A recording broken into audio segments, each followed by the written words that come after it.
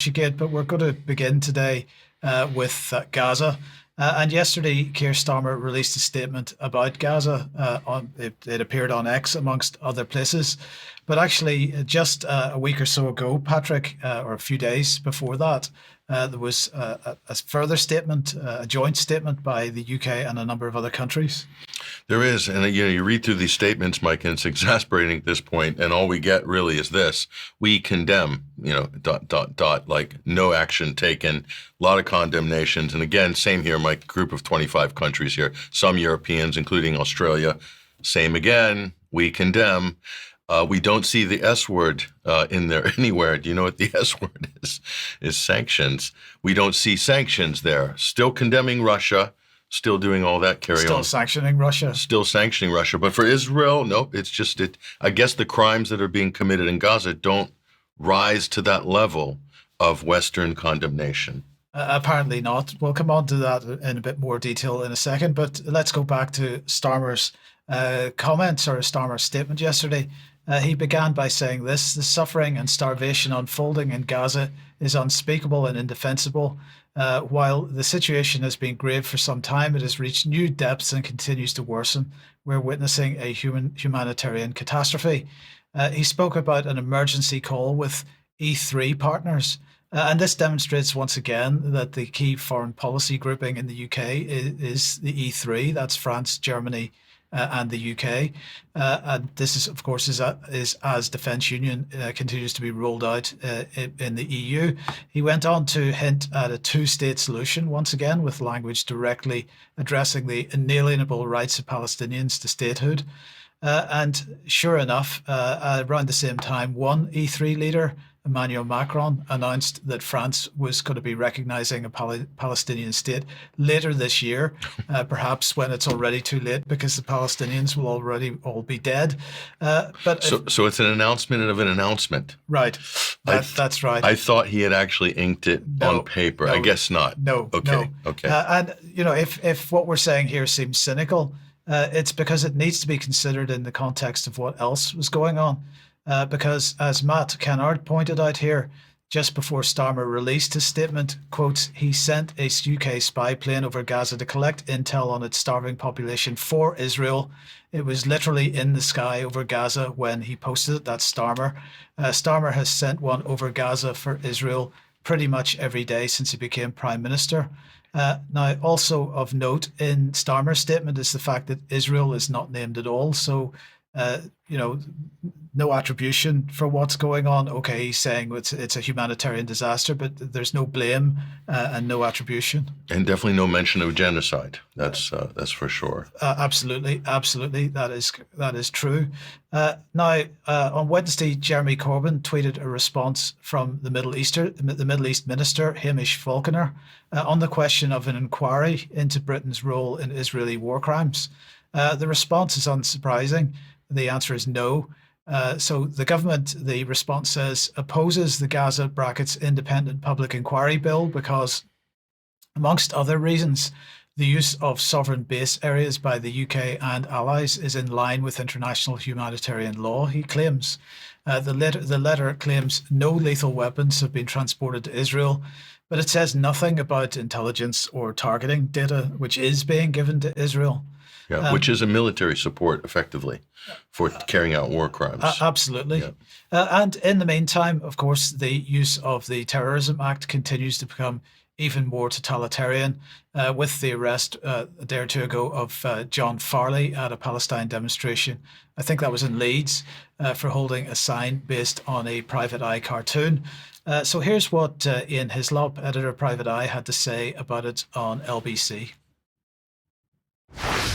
Well, he took a joke, which is very obviously a joke. He blew it up, put it on a placard, went on a march and got arrested on the grounds that he was a terrorist.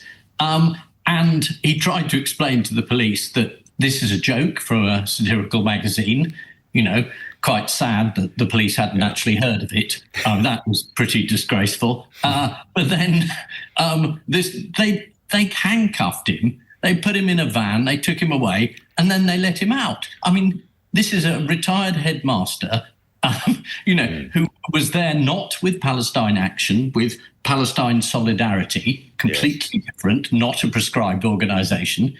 And under these ridiculous rules, he ends up getting arrested. It says, what sort of Palestinian actions, you see, it's a play on words, do we find acceptable? We don't find acceptable people throwing red paint at warplanes. We do find acceptable shooting people who are starving in a queue for aid. I mean, Patrick, the thing is, Ian Hislop is right in everything that he says there, but it's the sort of incredulity bit that I don't quite get. He still can't get it to grips with the fact that actually what we're living through is not democracy anymore. He thinks that there's something weird about it, that it's laughable, that it's that the Labour government is making fools of themselves. They're not making fools of themselves at all. They're bringing in a draconian totalitarian regime, and Hislop doesn't seem to want to acknowledge that. Maybe he doesn't, but maybe he's also just basically playing to maybe any remnant sensibilities, democratic constitutional sensibilities that might be somewhere lingering in the hopes that they might emerge and bring sanity to this madness. So I can see where Ian Hislop's coming from here. Maybe he's just, suffering from cognitive dissonance, because it is, for a lot of people in the mainstream, this would come as a shock to them what's happening. For us, maybe not so much, because we've been covering it so diligently for so long. Right. But for them, maybe it's a shock. Right. Okay. Well, I want to just sort of end my part of this report with this short clip from an interview of Foreign Secretary David Lammy by ITV correspondent Shabab Khan, which absolutely demonstrates the sheer hypocrisy of Lammy and, in fact, the entire British regime at the moment. Let's just have a listen to this. Palestinians have been driven out of roughly 85 to 86% of Gaza's territory. There's now 2 million people in a 20 square mile radius. I just want to quickly read you a quote. Gaza will be entirely destroyed and the Palestinian people will leave in great numbers to third countries. Do you know who said that? You tell me. So that was said by Bezalel Smotrich, who's a minister in the Israeli government. I'm going to read you another quote. Permanent forced displacement is a violation of international law. Do you know who said that? That was said by you, Foreign Secretary, yesterday in the House of Commons. So when you've got Israeli ministers saying quite openly that they're willing to violate international law, and that's by your definition, why don't you take them at face value and suspend all cooperation until you know for sure they won't do that? Let's be clear. We have got no free trade discussions going on with Israel. We have sanctioned Israeli ministers. This war must come to an end. I'm very, very clear about that, and so are our other foreign ministers. When I look at the children who are being killed, waiting for food, all of this is egregious. We have asked the Israeli government to think again. We've told them that their aid system isn't working. We've told them to stop prosecuting this war and this conflict, and we're absolutely crystal clear now that this war must come to an end. I mean, that to me, that was just an incredible exchange. Patrick, first of all, he didn't know the quote from the Israeli minister. He didn't recognize that. Secondly, of course, he was completely dumbfounded by that being put in juxtaposition with his own quote from yesterday, because he was giving a statement in the House of Commons on this yesterday. And then he came off with that lame rhetoric at the end, not mentioning genocide, actually not condemning any of it in any way, really. So, I mean, what can we say about that? It's just sheer hypocrisy. It's more, you condemn the situation, but you don't actually condemn Benjamin Netanyahu. He says, we sanctioned Israeli ministers. What, really? Have they? I mean, I need to know the details of that, because they haven't sanctioned Benjamin Netanyahu, and he's the head of the government. He is ultimately the one responsible, as is the defense ministers, Yoav Gallant and the current defense minister, who are both indicted in the International Criminal Court, which, wait a minute, is Britain a signatory to the International Criminal Court? I believe they are, to the Rome Statute. Right. So no condemnation from David Lammy about that situation, that America is sanctioning the ICC, punishing them for indicting Netanyahu. That's an incredible situation, isn't it? It is, absolutely. But in the meantime, Israel and Ukraine, what's going on there? Well, it's just to show the farce of it, Mike, the comedy of it all. This is a clip. The Israelis visited Kiev, and this is from the press conference there, and a lot of righteous indignation from the Israeli foreign minister here. Let's roll this one.